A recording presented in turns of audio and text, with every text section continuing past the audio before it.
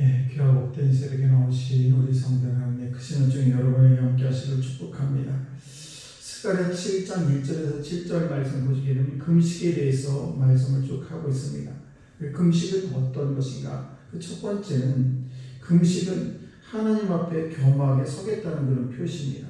그래서 어떤 분들은 정치, 경제, 요즘에 단식을 하는 분들이 가끔 보면 TV에 나오는 사람들인데, 이 사람들은 무언가가 자기에게 관철될 때까지 단식한다 이런 이야기를 하게 되는데, 그런 건 하나님이 기뻐하는 그런 금식이 아니고 단식인 것입니다. 그래서 자기 요구사항조차도 보이지 않게 오직 하나님만 보려고 하는 그런 금식이 진정 참된 금식인 것입니다.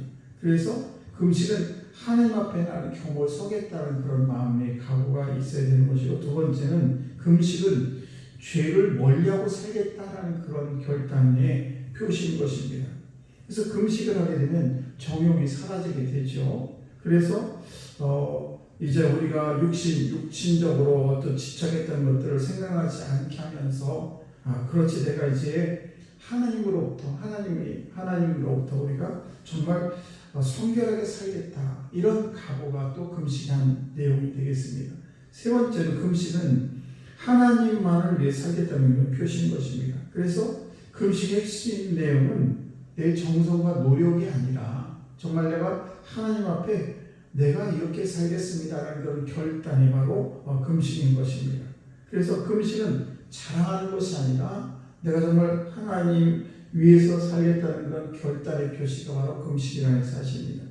그래서 육적인 욕정이 사라지게 되고, 또 우리가 어떤 금식이 하나님 앞에 내가 겸허히 서겠다는 그런 표시가 바로 금식이라는 것을 꼭 기억하시고, 우리가 금식 과정보다도 금식 후에 우리가 어떤 삶을 살아가느냐, 이것이 더 중요합니다. 아무리 금식을 많이 했어도 금식을 끝난 후에 삶이 그냥 되돌아가고 엉망이라면 그 금식은 하나님이 기뻐하는 금식이 될 수 없다는 사실입니다. 오늘은 이 본문의 말씀을 보시게 되면 이 금식이라는 그런 외적인 행위보다도 하나님의 말씀을 들을 줄 아는 그런 마음이 더 중요하다는 것을 강조하고 있습니다. 특별히 하나님은 포로 생활에서 지금 이스라엘 백성이 돌아왔습니다. 할 일이 얼마나 많았겠습니까?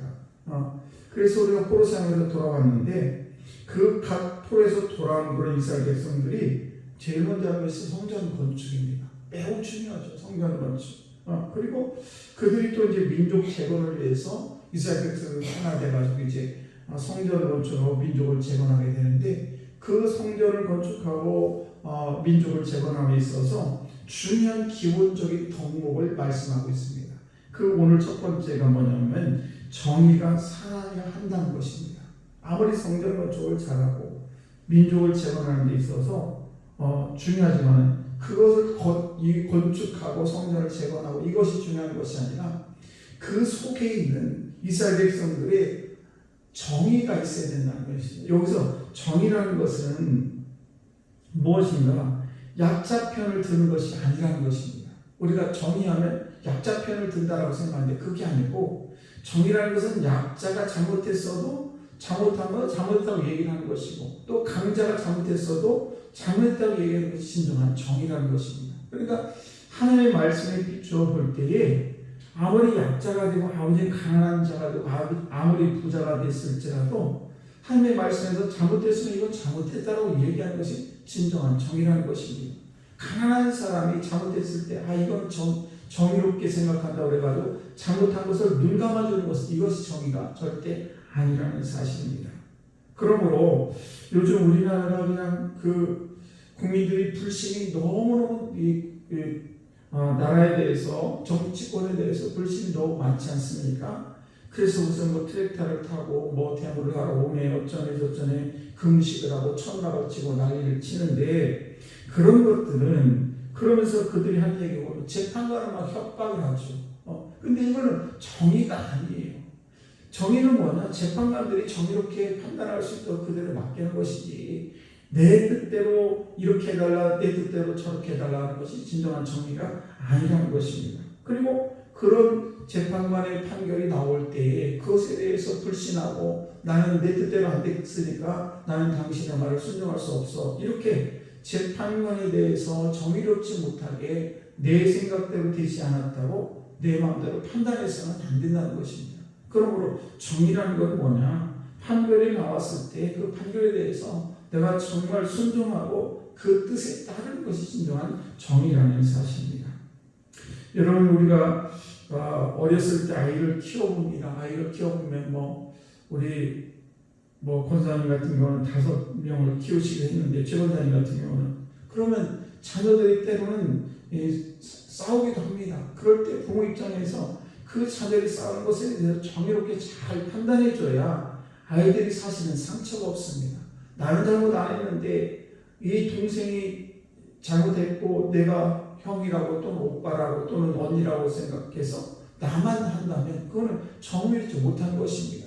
아무리 밑에가 잘못했어도 잘못되면 잘못했고 내가 잘한 거 이렇게 판결해 줘야 되는데, 그렇지 못하면 아이가 상처를 받게 되는 것이죠.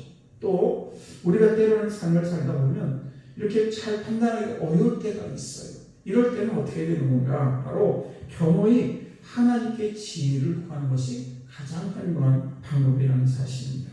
오늘도 이스라엘 백성들이 포로에 돌아와서 성전을 재건하고 민족을 재건하는 데 있어서 중요합니다. 그런데 그것보다도 더 중요한 것은 뭔가 하면 정의가 살아있어야 된다는 것입니다. 오늘도 저들이 가정 속에 또 남편과 아내 사이에, 우리 부모와 자녀 사이, 또는 교회에서 성도와 성도 간에, 또는 성도와 목회자의 간에 있어서 정의가 잘 살아있어요. 그래야 진정한 정말 하나님이 기뻐하는 그런 덕목을 갖춘 그런 인격체가 될 줄로 믿습니다. 오늘도 여러분의 삶 속에 하나님의 정의가 넘쳐나시기를 주의 이름으로 축복합니다.